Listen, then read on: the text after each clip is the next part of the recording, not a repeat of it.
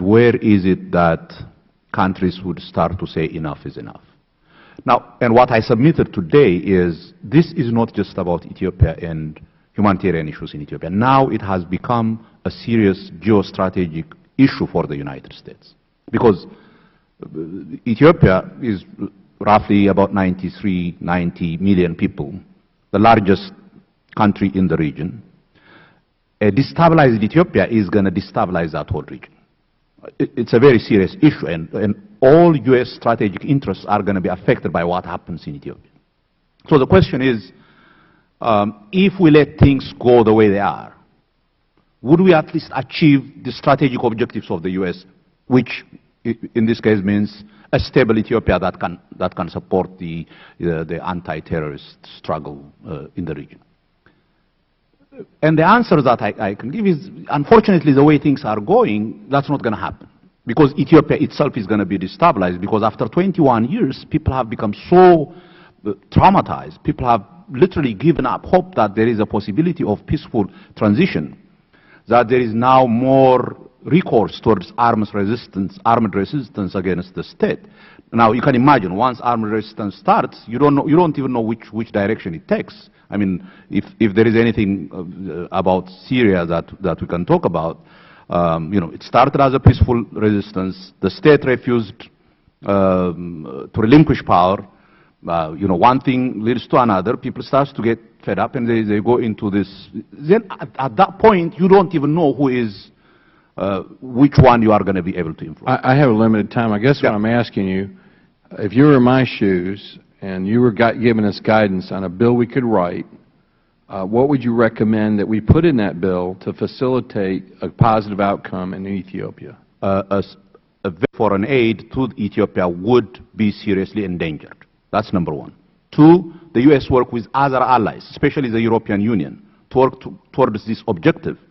Because Ethiopia is really amenable to financial pressure. This is not a government that could just brush away.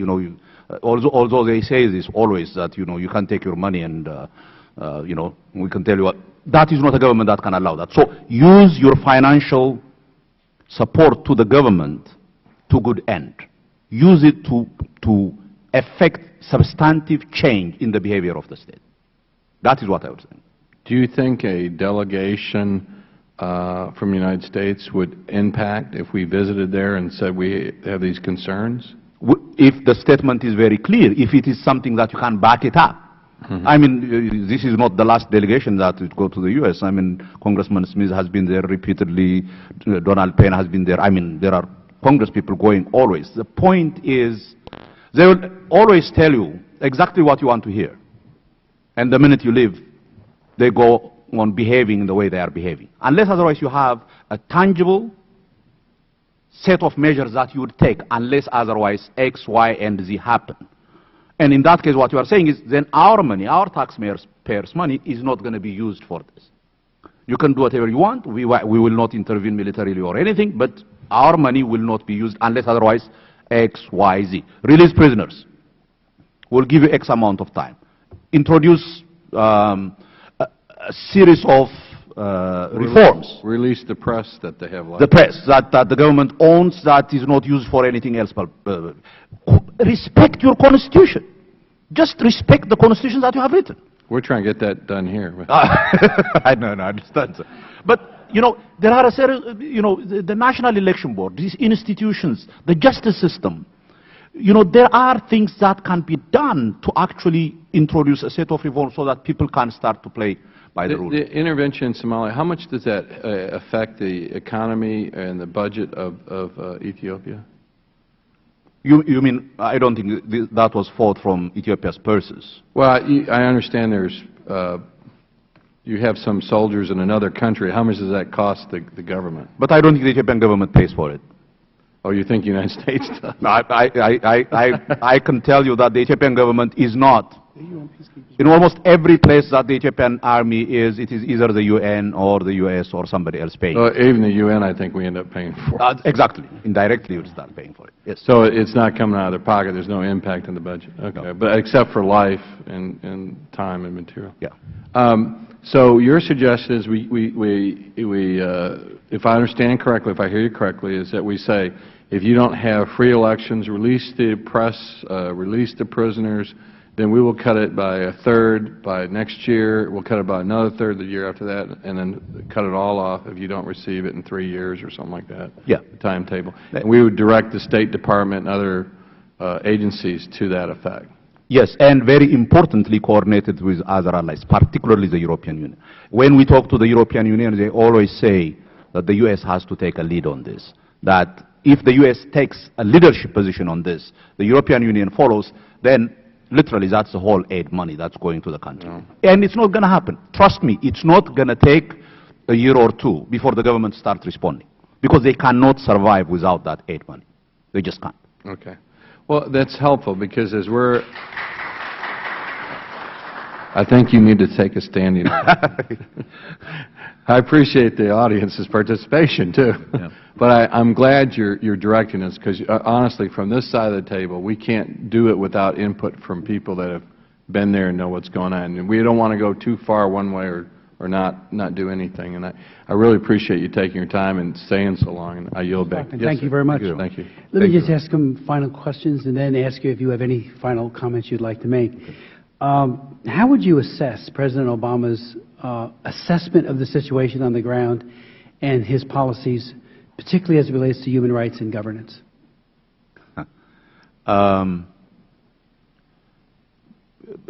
Well, I think for the Ethiopian community in general, President Obama's policy has been a bit of a disappointment, in the sense that you know, if you remember the first few speeches that the President has made in relation to freedom and liberty and democracy in Africa, I mean, the Ghana speech, and you know, everybody was hoping that a new day is going to come in Africa, because we all know at the end of the day, even the economic issues that we face are directly tied to these issues of governance and human rights and things. So everybody thought not only our politics is going to change, not only human rights is going to be respected, but even prosperity can come, corruption can be tackled. You know, when you have an accountable government, a whole host of issues. So everybody was hoping that President Obama would follow on what he has said. And one of the biggest disappointments for most Ethiopians, I would say, is precisely the fact that it has become an administration that cannot follow on what it promises to do. And it's always disappointing when you hear that. Let me just ask you with regards to the, as you know, for 21 years, and you've mentioned that yourself, Ethiopia has been headed by a minority ethnic group. After being in power for the past 21 years, it is well positioned to remain in power without the leadership of an internationally known prime minister. How do you see the ethnic politics in Ethiopia playing out in the years to come? You've talked about this cauldron. Are we missing the signs? You know, we missed them in Egypt. When you know, the people took to the streets in Egypt, I heard euphoria at the State Department and at the White House and here in Congress.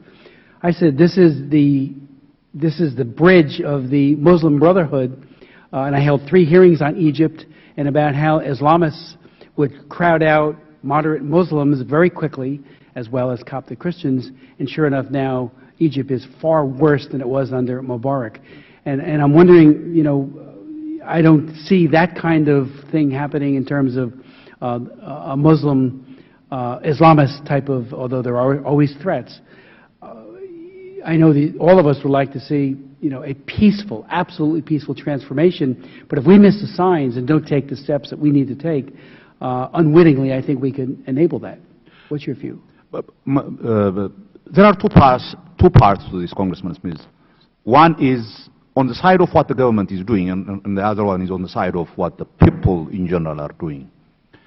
For the government, it was part of its raison d'etre to divide people along ethnicity, along religious lines, because the only way that a minority government, a government that represents 6% of the population, ruling strictly on the basis of ethnicity, strictly. I mean, this is a government that says your identity is your ethnicity. You cannot even say you are an Ethiopian.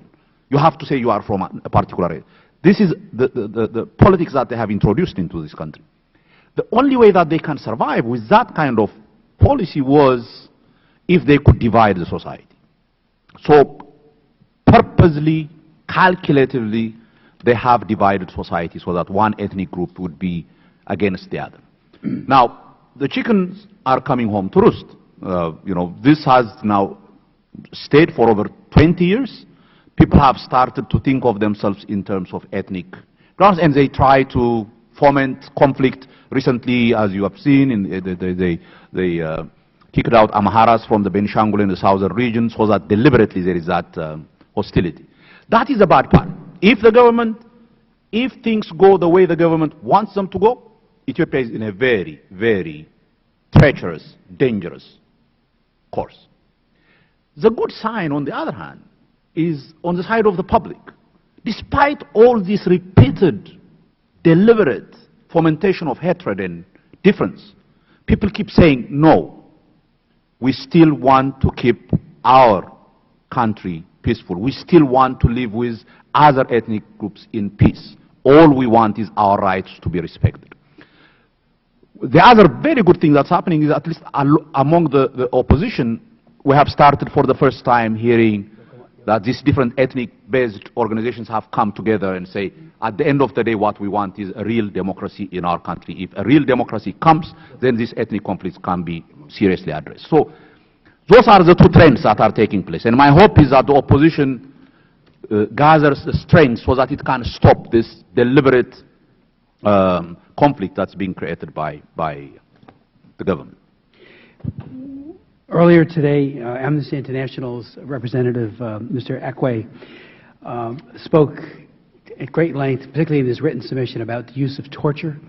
And I'm wondering, I've raised torture many times. I've written laws to combat torture, raised it in our Ethiopia Human Rights Act, as one of the conditionalities.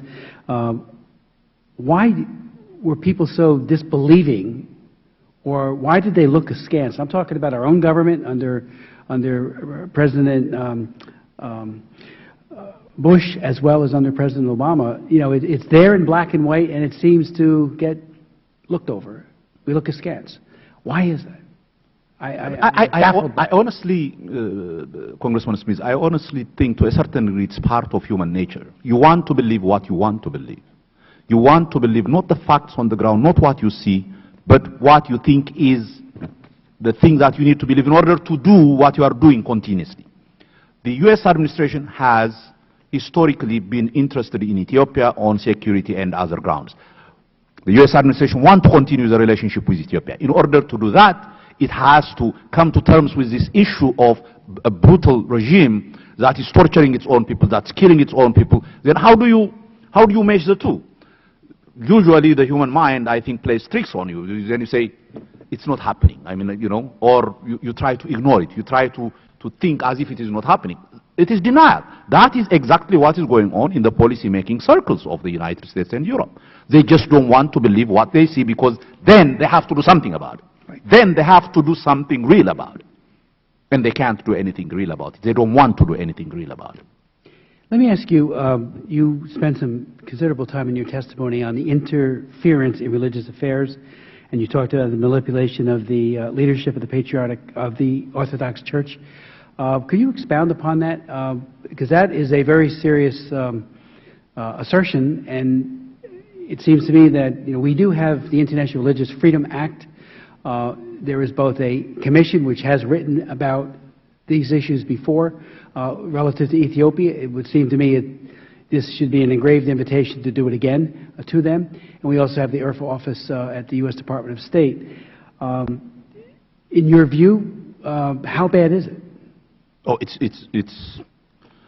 it really is bad. I mean, it's bad to the point where I think the U.S. institution that deals with religious freedom recently had a hearing, I think, on the issue of the Muslims, and for the first time openly acknowledged that this was a result of gross interference.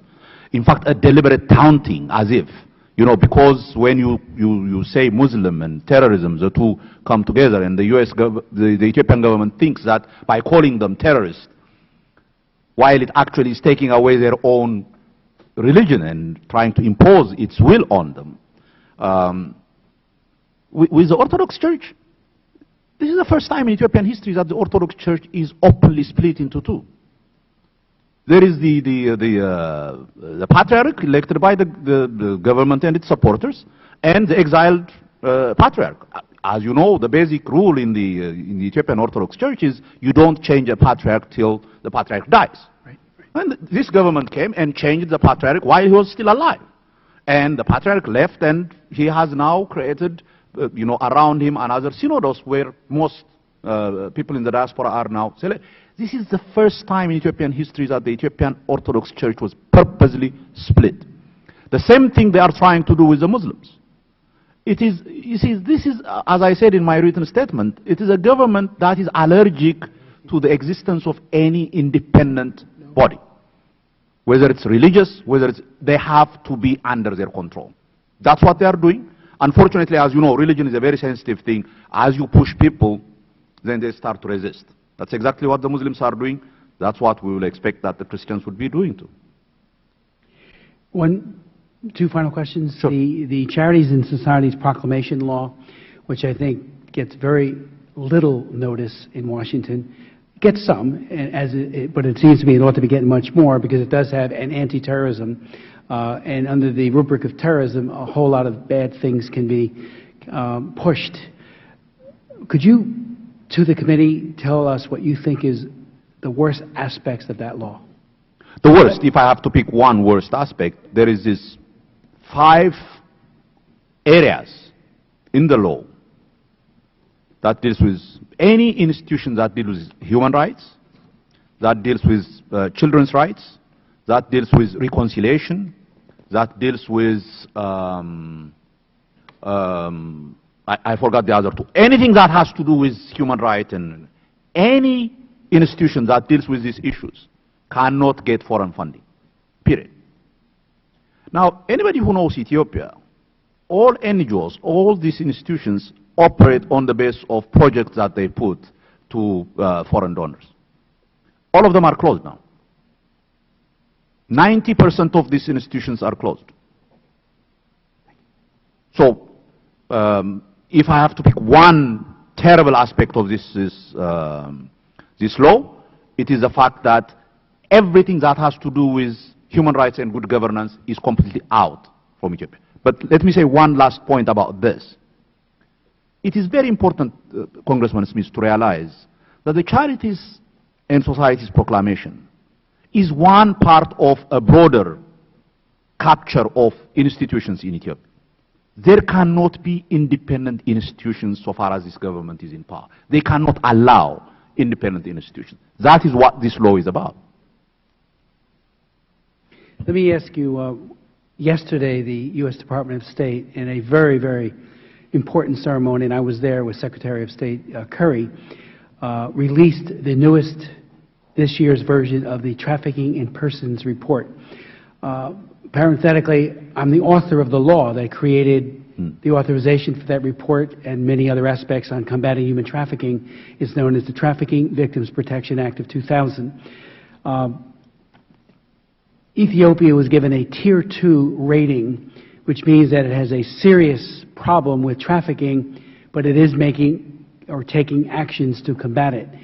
And I myself have been in at least one of the USAID-supported shelters in Addis on one of my trips there, so I know we are trying to provide aid to help the victims and to more effectively end trafficking there. Have you had the time, and I know it only came out yesterday, so you might want to take this question and take a look at the monologue or the narrative that's in the book, the TIP report, but are you satisfied that, and I would have hoped to have asked some of our other witnesses this as well, with that rating, because the same rating when we had our hearing in 2006 was Tier 2 for Ethiopia. Are they making progress, serious and sustained? Congressman Smith, this is, in fact, I think it was last week that the Ethiopian government officially, for the first time, talked about the problem of human trafficking, officially, for the first time. And the Ethiopian government, including the Prime Minister, were on TV saying, this is the fault of those who are living because they don't know how good they have it in Ethiopia. that was their understanding of what actually is going on when tens of thousands of Ethiopian young women go to these Middle Eastern countries, while some of them were thrown from 3-4 stairs, killed, raped. And this is what the government knew was going on.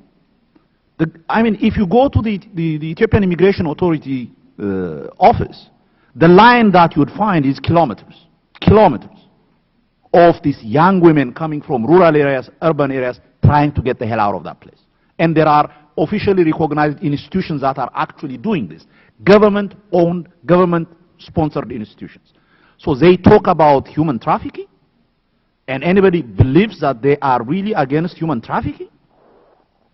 I mean, it really is mind-boggling how the West wants to believe this, when actually thousands, tens of thousands of people are leaving the country under organized trafficking of human beings in Ethiopia.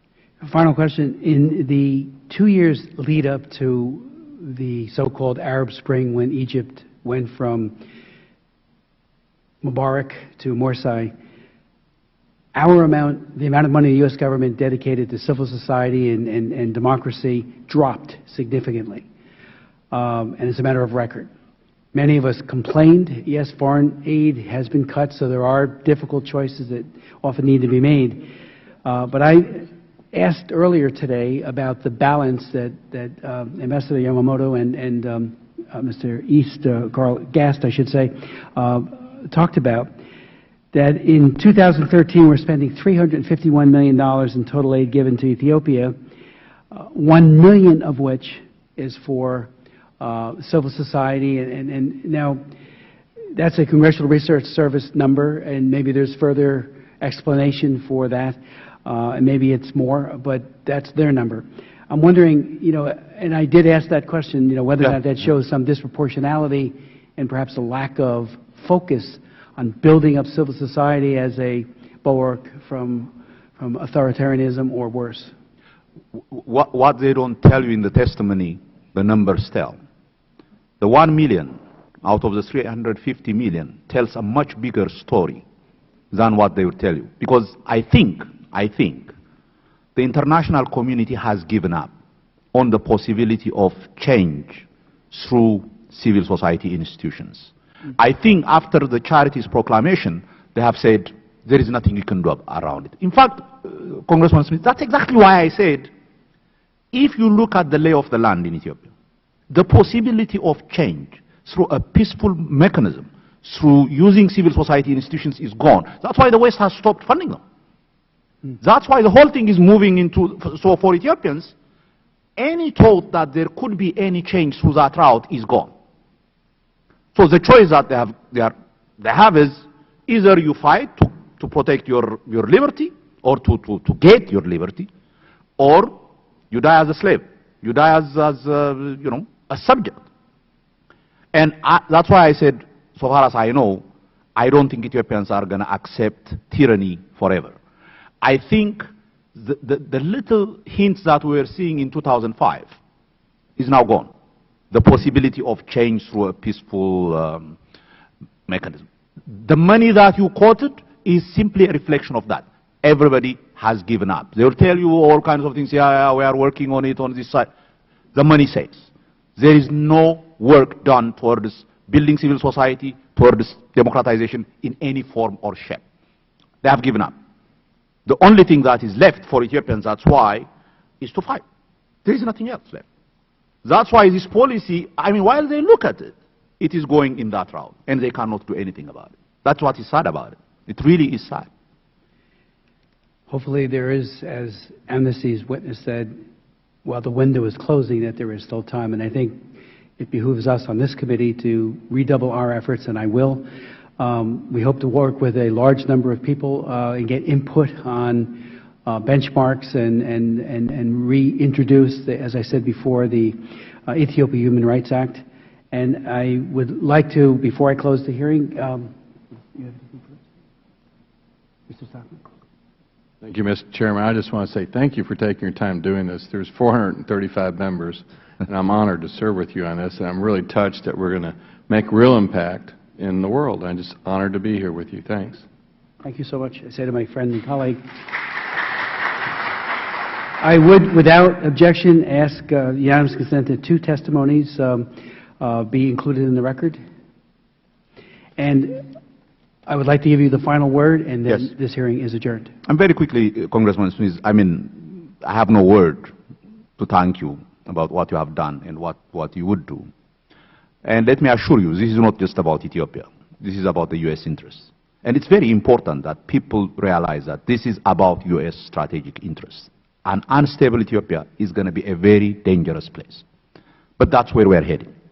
So, if something is going to be happening, it has to happen soon. It has to happen as quickly as possible. Because people have waited for 21 years. I have no basis to believe that they would continue to wait for that moment. So what you have started in terms of introducing this legislation, I think is going to be very important. I hope it has a bite. I hope it's not just a statement. I hope it has a very clear, as I said, clear benchmarks, clear measurable elements in it. And in doing so, you have, or you will be contributing to maybe a peaceful transition to democracy. But at least you have done your part. At least you have done your part. Thank you. Thank you. The hearing is adjourned. Thank you.